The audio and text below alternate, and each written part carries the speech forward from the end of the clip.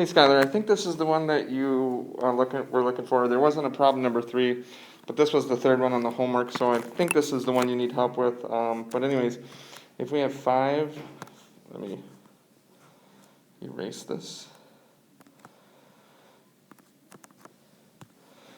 If we had 5 to the 0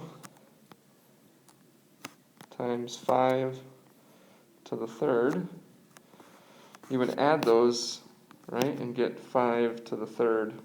Now up here it says evaluate, so that's the same as solve.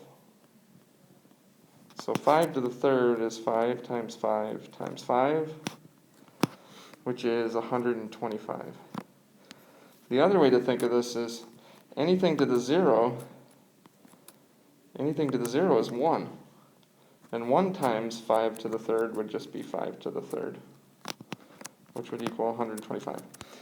I hope this answers your question. If this is not the right problem, please let me know what the right problem is, and I'll try and get back to you as soon as I can. All right, thanks.